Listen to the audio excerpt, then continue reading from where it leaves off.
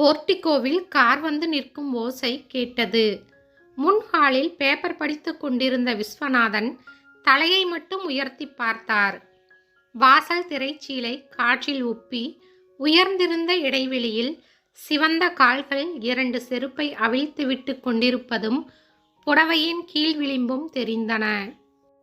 விஸ்வநாதனின் நெற்றி சுருங்கி விரிந்தது. தன்னை தேடி ஒரு பெண்ணா? யாராக இருக்கும்?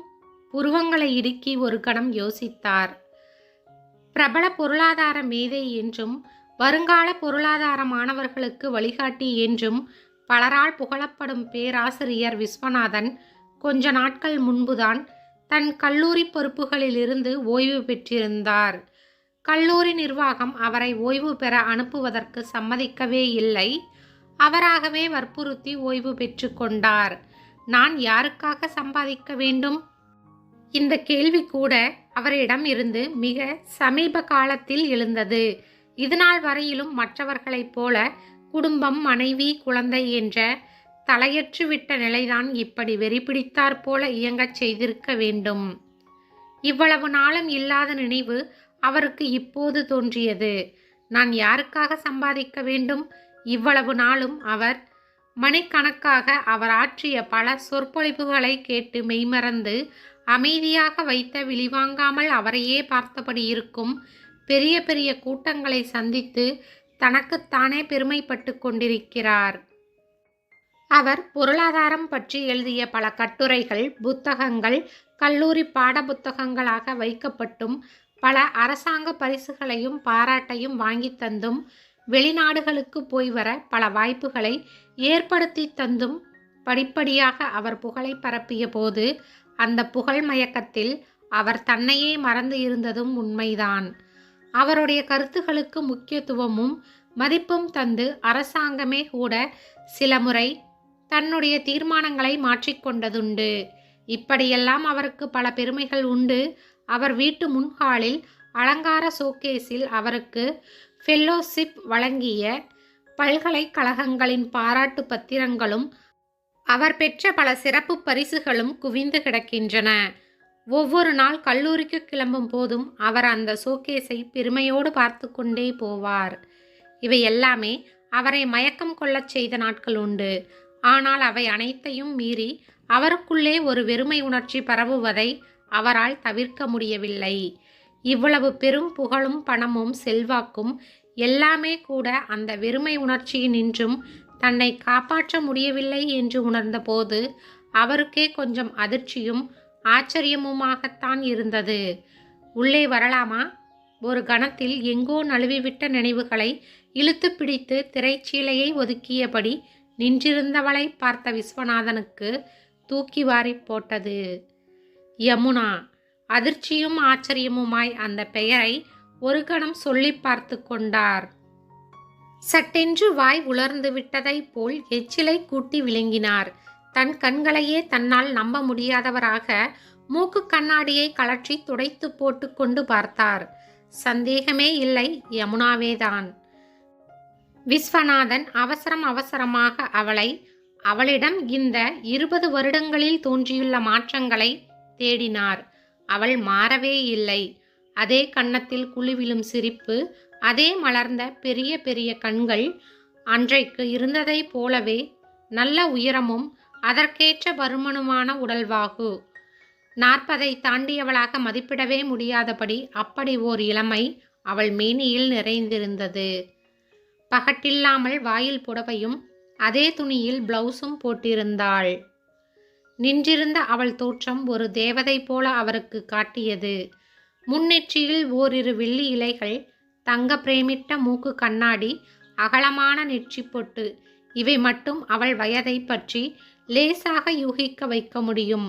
மற்றபடி அவள் அன்றைக்கு 20 வருடங்களுக்கு முன் கைக்குழந்தை உமாவுடன் அவரை விட்டு பிரிந்து போன அதே யமுனாதான். உங்களுக்கும் எனக்கும் ஒத்து வருமென்று எனக்கு தோன்றவில்லை. நான் என் அம்மாவின் வீட்டுக்கு போகிறேன். அன்றைக்கு குழந்தையுடனும் கையில் பெட்டியுடனும் நின்று அவள் சொன்ன அந்த வார்த்தைகள் இப்போதும் தன் காதில் ஒலிக்கிற மாதிரி இருந்தது விஸ்வநாதனுக்கு.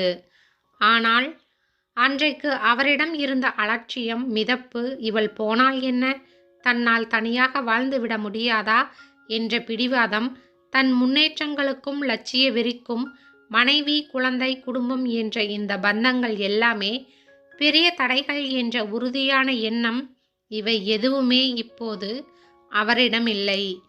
அங்கே அந்த நிலையில் யமுனாவை சந்தித்ததை மனப்பூர்வமாகவே அவர் விரும்பினார். உண்மையில் இந்த சந்திப்பு அவருக்கே தேவைப்பட்ட மாதிரியும் கூட தோன்றியது. அன்றைக்கு அவள் கிளம்பி போன போது அவள் போன வேகத்திலேயே திரும்பி வரப்போகிறாள் என்றும், அவளை அழைத்து கொண்டு அவள் அப்பாவும் அம்மாவும் கண்ணீர் மல்க, குழந்தை ஏதோ தெரியாம செஞ்சுட்டாள், நீங்க இதையெல்லாம் மனசுல வச்சுக்காம பெரிய மனசு பண்ணி எங்களுக்காக அவளை மன்னிச்சு ஏத்துக்கணும் என்று அவளையும் மன்னிப்பு கேட்க வைத்து தன்னிடம் விட்டுவிட்டு போவார்கள் என்றும், அவளே தன்னை பிரிந்து இருக்க முடியாமல் வந்துவிடுவாள் என்றும் எவ்வளவோ நினைத்து கொண்டார் விஸ்வநாதன். அப்படி அவள் வந்தால் அவளுக்கு சொல்வதற்காக யோசித்து யோசித்து நல்ல கூர்மையான வார்த்தைகளாக பொறுக்கி வைத்திருந்தார் அவர். யமுனாவை சொல்லியும் குற்றமில்லை. கல்லூரி படிப்பு முடிந்து ஓர் இடைவெளி கூட இருக்கவில்லை. அவளுக்கும் விஸ்வநாதனுக்கும் திருமணம் நிச்சயமாகிவிட்டது. பிக்கல் பிடுங்கள் இல்லாத இடம். அம்மா கிராமத்தில் இருக்கிறாள். பையன் மட்டும்தான் மெட்ராஸில் காலேஜில் லெக்சரராக இருக்கிறான். கோல்டு மெடல் வாங்கி பாஸ் பண்ணியவனாம். ரொம்ப கெட்டிக்கார பையன். ரொம்ப நல்ல எதிர்காலம் இருக்கு. இப்படி என்னென்னவோ காரணங்களை காட்டி யமுனாவின் பெற்றோர் அந்த கல்யாணத்திற்கு அவசரப்பட்ட போது அவளால் அதை தட்டி கழித்து விட முடியவில்லை. ஏற்றுக்கொண்டால் திருமணம் முடிந்தது. இளமையும் கல்லூரி மாணவிக்கே உரிய குறும்பும் துடிப்பும் நிறைந்து தன் மன வாழ்க்கை பற்றி சினிமா, டிராமா, ஹோட்டல், கடற்கரை, உல்லாச பயணங்கள் என்று எவ்வளவோ மனக்கோட்டையுடனும் எதிர்பார்ப்புகளுடனும் மணப்பெண்ணாக அங்கே அடியெடுத்து வைத்திருந்தாள் யமுனா. தன் முன்னேற்றம், பிடிவாதமான தொழில்வெறி, பொருளாதார சம்பந்தமாக படிப்பதும் கேட்பதும், இவற்றில் ஆர்வம், நிறைய படித்து நிறைய கேட்டு முன்னேற வேண்டும் என்ற துடிப்பு, இளமையிலேயே பலரும் போற்றும்படி பெரிய நிலைக்கு உயர வேண்டும் என்கிற லட்சிய வேகம், இவற்றுடன் யமுனாவுக்கு முற்றிலும் விரோதமான மனநிலையில் அவளை கைப்பிடித்து இருந்தார் விஸ்வநாதன்.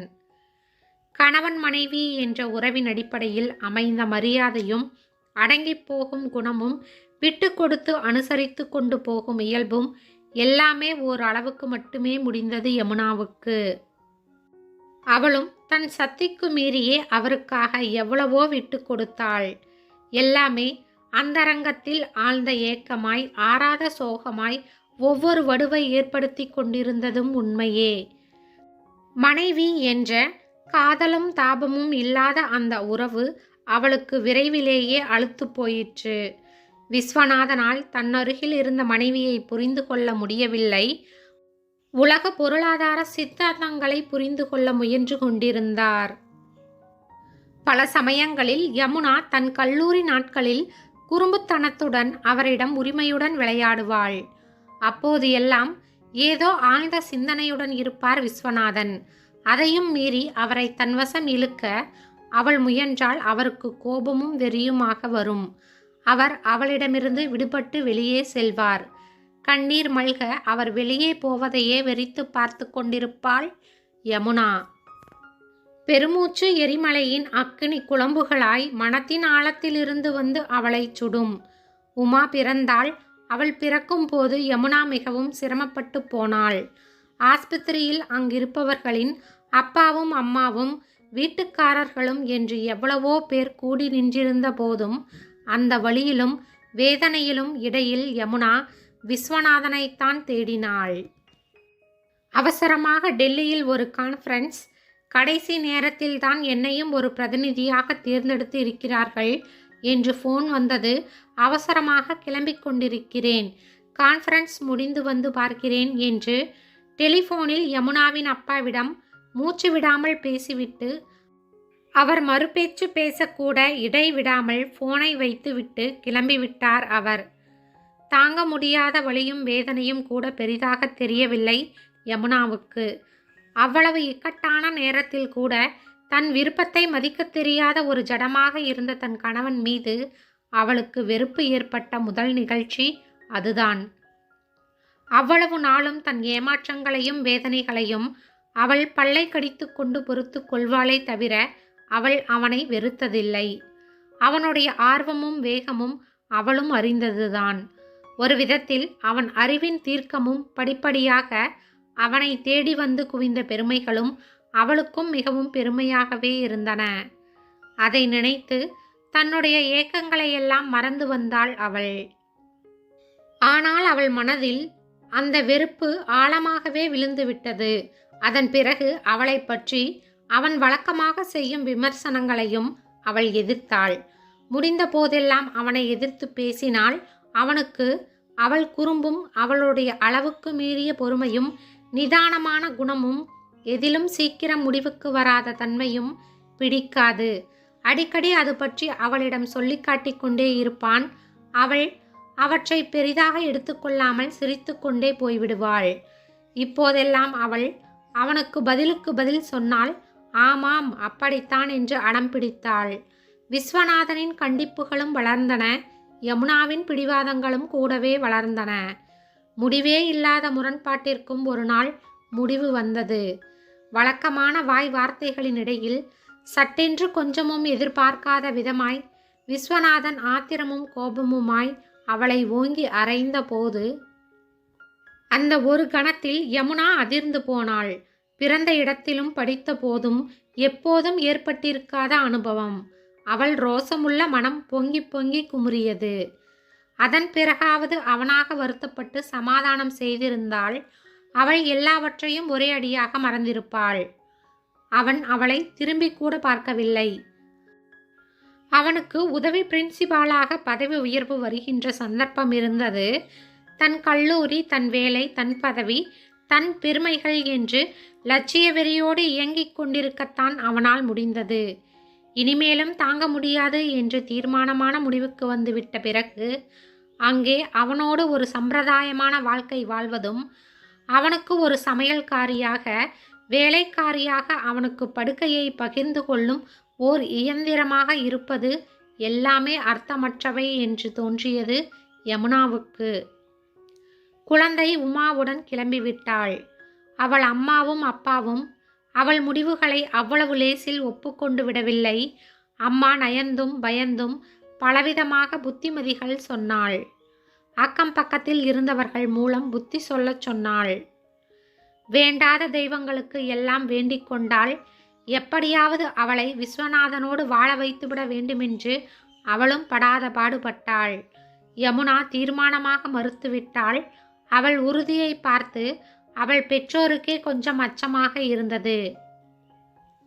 அவர்கள் அதை பற்றி பேசுவதையே நிறுத்தி கொண்டார்கள்.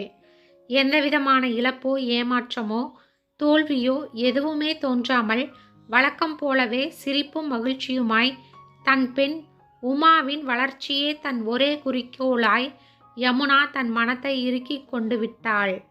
அவள் அம்மாவும் அப்பாவும் இறந்த பிறகு ஒரு தனிமையை உணர்ந்தாள். அந்த சமயத்தில் உமா கொஞ்சம் பெரியவளாகி இருந்தாள். அவளிடம் ஒரு தாயாக இல்லாமல் ஒரு சிநேகிதியைப் போல் பழகி தன் இதயத்தின் தனிமை உணர்வுகளை ஓரளவுக்கு ஆற்றிக்கொண்டாள் யமுனா. அப்போது கூட தன் கணவனிடம் திரும்பி போய்விட வேண்டும் என்று தோன்றவில்லை. உமா கொஞ்சம் பெரியவளான பிறகு சில நாட்கள் தன் தந்தை கல்லூரி லெக்சருக்கு வந்ததையும் தன்னுடைய பாடப்புத்தகத்திலும் செய்தி பத்திரிகையிலும் விஸ்வநாதனை பற்றி வரும் செய்திகளையும் சொல்லும் போது ஏதோ ஒரு மூன்றாவது மனிதரை பற்றி சொல்லுகிற மாதிரி கேட்பாள் யமுனா. உமாவுக்கு தன் தந்தையிடம் பாசம் இருப்பதை அவள் தடுக்கவில்லை. சில நாட்கள் உமா உரிமையுடன் இன்னைக்கு அப்பாவை பார்த்தேன் என்று சொல்லும் போது யமுனா அவளை ஆழமாக ஊடுருவி பார்ப்பாள். அதோடு சரி, வேறு எதுவும் கேட்கவும் மாட்டாள். நீ பொண்ணுடி, ஒரு பொண்ணைத்தான் பெத்து வச்சிருக்க. என்னைக்கு இருந்தாலும் ஒரு நாள் இல்லாட்டா ஒரு நாள் அவன் தயவை தேடி நீ போய்தான் ஆக வேண்டும். அவன் ஆண் பிள்ளை, ராஜா மாதிரி இருப்பான்.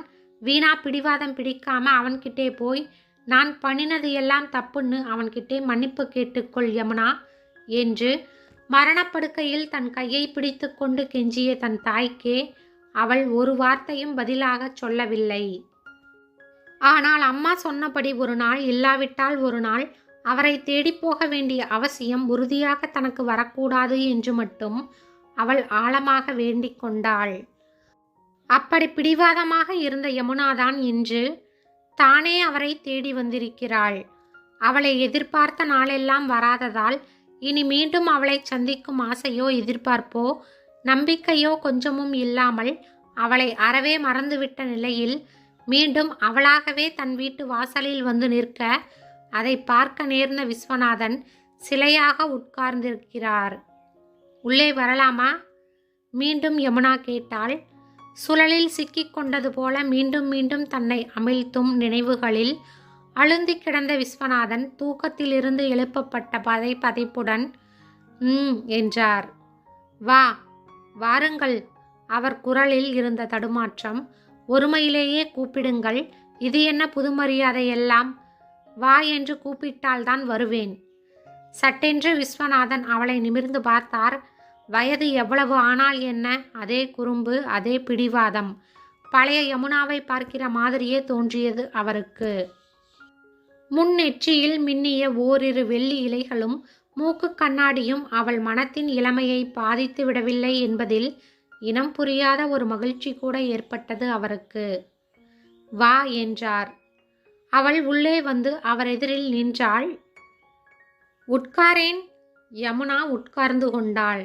இருவரிடையேயும் மேற்கொண்டு என்ன பேசுவது, யார் பேசுவது என்பது போல ஒரு தடுமாற்றம் நிறைந்த மௌனம் நிலவியது.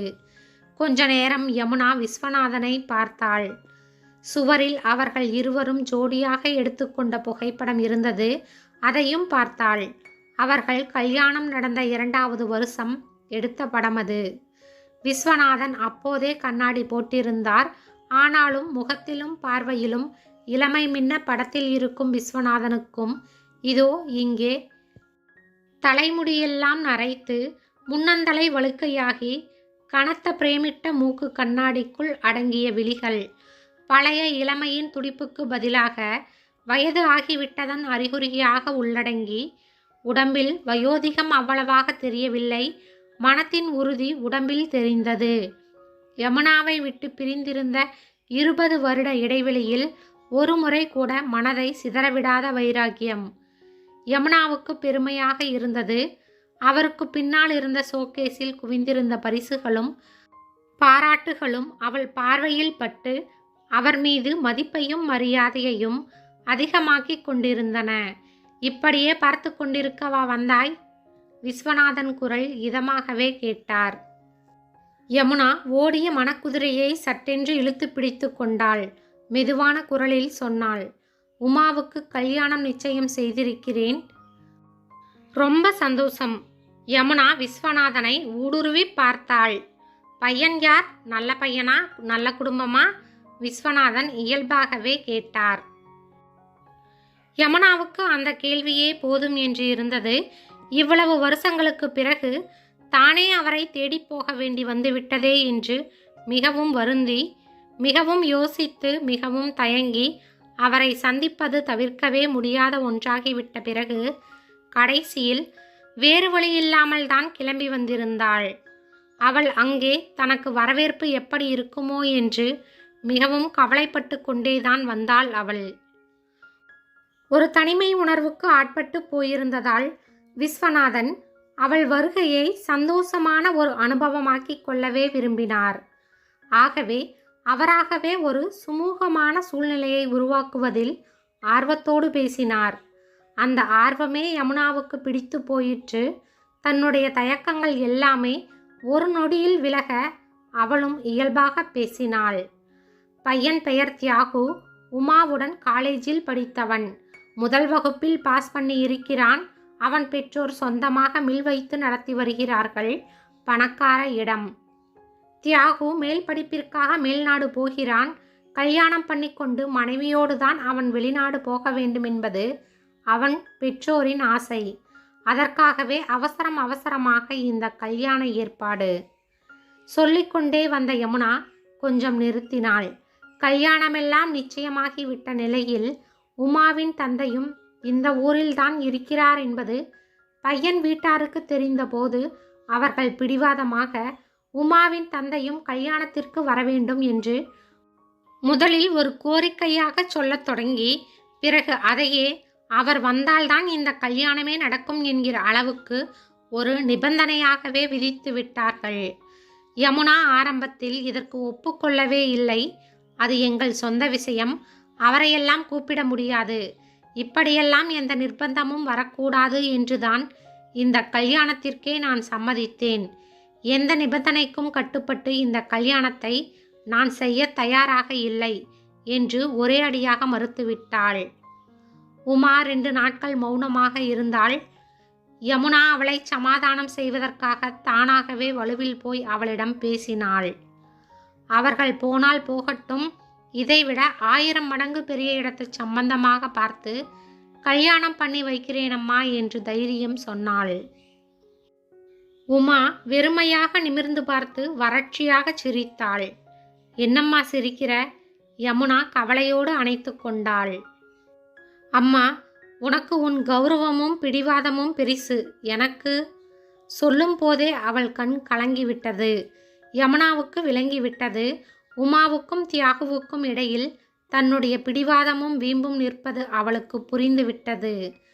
உமா உறுதியாக சொல்லிவிட்டாள், கல்யாணம்னு பண்ணிக்கிட்டால் தியாகுவைத்தான் பண்ணிக்கொள்வேன், இல்லாவிட்டால் வேறு கல்யாணத்துக்காக என்னை எப்பவுமே வற்புறுத்தாதே அம்மா. யமுனா அதிர்ந்து போனாள். தன்னுடைய பெண்ணான உமாவிடம் தன்னிடம் இருந்த அதே பிடிவாதமும் உறுதியும் இருப்பதை அவள் அறிவாள். தன் தாயின் ஒரே நம்பிக்கையும் பாசமும் தான் மட்டும்தான் என்று உமா அறிவாள். அதே சமயம் அவள் தன் கல்யாணம் பற்றியும் உறுதியாகவே இருந்தாள். மீண்டும் மீண்டும் யோசித்து எப்படியாவது உமாவை மாற்றிவிடலாம் என்று முயன்று தோற்றுப்போன நிலையில் வேறு வழியில்லாமல் தன்னுடைய 20 வருட பிடிவாதத்தையும் வைராக்கியத்தையும் ஒதுக்கி வைத்துவிட்டு தன் ஒரே பெண்ணின் சந்தோஷமான மன வாழ்க்கையை பெரிதாக எண்ணி அங்கே வந்திருந்தாள் யமுனா. இதையெல்லாம் அப்படியே அவரிடம் சொல்லலாமா என்று கொஞ்ச நேரம் யோசித்தாள். விஸ்வநாதன் அவளுக்கு கொஞ்சம் அவகாசம் தர விரும்பியவரைப் போல மௌனமாக அவளையே பார்த்து கொண்டிருந்து விட்டு என்றார். கல்யாணத்துக்கு நீங்களும் அவசியம் வரணும், உமாவும் ரொம்ப ஆசைப்படுகிறாள். ஒரு வழியாக சொல்லிவிட்டு யமுனா அவரை நிமிர்ந்து பார்த்தாள். நிச்சயம் வரேன், விஸ்வநாதன் சந்தோஷமாக சொன்னார். அப்போதைய அவருடைய மனநிலையில் இப்படி ஒரு குதூகலமான நிகழ்ச்சியில் கலந்து கொள்ள வேண்டுமென்று மிகவும் ஆசையாகவே இருந்தது. யமுனாவின் காதில் தேன் பாய்ந்தாற்போல் மகிழ்ந்து போனாள். அந்த ஒரு மகிழ்ச்சியை தந்ததற்காகவே விஸ்வநாதனை மீண்டும் நேசிக்க வேண்டும் போல ஆசையாக இருந்தது அவளுக்கு. இவ்வளவு நாள் கழிச்சு வந்திருக்கிறாய், உனக்கு ஏதாவது கொடுக்கலாம் என்றால் அதற்கு கூட சமையற்காரர் இல்லை. ஒரு நண்பனிடம் பேசுபவர் போல உரிமையும் பரிவும் அன்புமாய் பேசினார் விஸ்வநாதன். பரவாயில்லை, நீங்கள் சாப்பாட்டுக்கு என்ன பண்ணுகிறீர்கள்? யமுனாவும் அதே சிநேகிதமும் உரிமையுமாய் பேசினாள். வேலைக்கார பையன் ஹோட்டலில் இருந்து வாங்கி கொண்டு வருவான். உங்களுக்கு ஆட்சேபனை இல்லை என்றால் உங்கள் இரவு உணவை நானே தயார் செய்து வைக்கட்டுமா? பரவாயில்லை, உனக்கு எதற்கு சிரமம்? இது என்ன சிரமம்? உன் இஷ்டம். 1 மணி நேரத்தில் இரவு சமையல் தயாரித்து வைத்துவிட்டு அவள் விடைபெற்று போனாள். இரவு வெகுநேரம் வரை படித்து கொண்டு இருந்துவிட்டு சாப்பிட்டார் விஸ்வநாதன். யமுனா வந்ததும் பேசியதும் உரிமையோடு தன் இரவு உணவை தயாரித்து வைத்திருப்பதும் எல்லாமே அவர் நினைவில் வலம் வந்து கொண்டிருந்தன. கொஞ்ச நேரமே இருந்தாலும் அவளோடு இருந்த அந்த நேரத்தில் தன் மனம் உணர்ந்த சந்தோஷமும் நிம்மதியும் நிறைவும் அவருக்கு புரிந்தன. வாய்க்கு ருசியான அந்த உணவை ருசித்து சாப்பிட்டார்.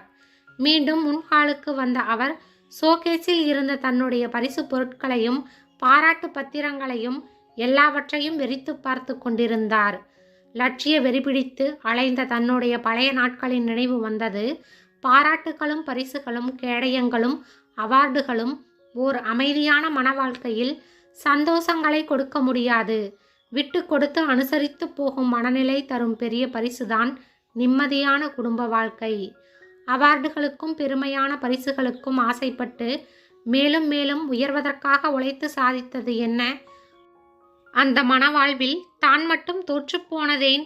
அவர் நினைவில் பல கேள்வி வளையங்கள். அதேபோல யமுனாவின் முன்னாலும்.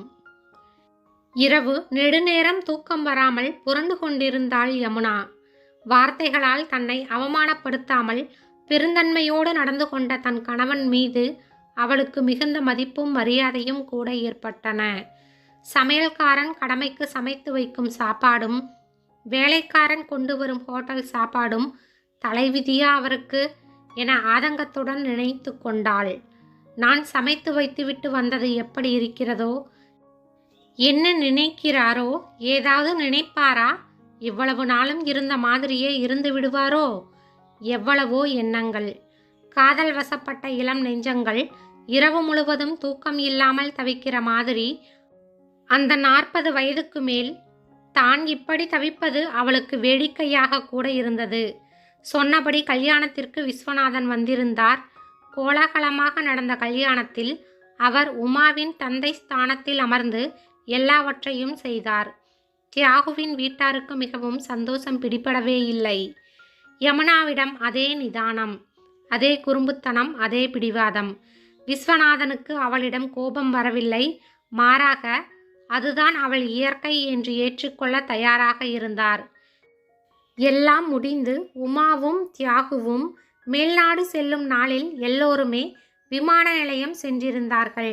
அதுவரையிலும் கூட சந்தோஷமாக இருந்த யமுனாவை இனிமேல் தானும் தனிமரமாகிவிட்ட உணர்வு மிகவும் ஆழமாக பாதித்து கொண்டிருந்தது. இவ்வளவு நாட்களும் உமாவின் முன்னேற்றம் என்ற லட்சியத்தில் தன்னுடைய தனிமையையும் ஏக்கங்களையும் கரைத்து கொள்ள முடிந்த மாதிரி இனி எதை சொல்லி இந்த தனிமையை தவிர்க்கப் போகிறோம் என்று மிகவும் கவலைப்பட்டாள். தன்னுடைய பலமெல்லாம் அந்த ஒரு கணத்தில் பலவீனமாக மாறிவிட்டார் போல உணர்ந்தாள் யமுனா. விமானம் கிளம்புவதற்கு தயாரான போது தியாகுவும் உமாவும் அனைவருக்கும் நமஸ்கரித்து விடைபெற்று கொண்டார்கள். நல்லபடியாக போய் வா அம்மா, போய் சேர்ந்ததும் லெட்டர் போடு. தியாகு வீட்டாரும் யமுனாவும் விஸ்வநாதனும் சொல்லி வைத்து கொண்டது போல திரும்ப திரும்ப அதையே சொல்லி விடை கொடுத்தார்கள். அப்பாவுக்கா அம்மாவுக்கா நான் யாருக்கு லெட்டர் போடட்டும்? உமா யமுனாவையும் விஸ்வநாதனையும் ஊடுருவி பார்த்து அர்த்த புஷ்டியோடு கேட்டாள். அப்பாவுக்கும் அம்மாவுக்கும் சேர்த்து, விஸ்வநாதன் உறுதியான குரலில் சொல்லிவிட்டு யமுனாவை பார்த்தார். அவள் அவருக்கு சம்மதிப்பதைப் போல மெதுவாக தலையசைத்துவிட்டு குனிந்து கொண்டாள். ஒரு புதுமணப் பெண்ணின் நாணம் போல அவளிடமும் வெட்கமும் படபடப்பும் கவிழ அவள் முகமே சிவந்து போயிற்று. அந்த தனிமை வாழ்க்கையின் சலிப்பு அவர்கள் இருவரின் பார்வையில் நன்றாகவே தெரிந்தது. இனி அவர்களுக்குள் பிரிவு இல்லை. அதை உறுதி செய்கிற மாதிரி விண்ணில் கிளம்பி பறக்கத் தொடங்கிய அந்த விமானத்துக்கு கையசைத்து விடை கொடுத்த பல கரங்களுடன் யமுனாவின் கரமும் விஸ்வநாதனின் கரமும் சேர்ந்தே அசைந்து விடையளித்தன. காருக்குள் உட்கார்ந்திருந்தார் விஸ்வநாதன். யமுனா அவர் அருகே உட்கார்ந்திருந்தாள். எங்கே? நம் வீட்டுக்கு. நம் என்று அழுத்தம் தந்து சொன்னார் விஸ்வநாதன். யமுனா சட்டென்று அவரை இறுகத் தழுவிக்கொண்டாள். எவ்வளவோ நாளின் பிரிவின் ஏக்கம் அந்த தழுவலில் கரையட்டும் என்று விட்டுவிட்டார் போல் விஸ்வநாதன் இதமாக அவள் முதுகில் தட்டி கொடுத்தார். அந்த கார் கூட உற்சாகமுற்றது போல லேசாக துள்ளி குதித்து ஓடத் தொடங்கியது. இந்த கதை பிடிச்சிருந்தா ஒரே ஒரு லைக் மட்டும் பண்ணிருங்க. நன்றி.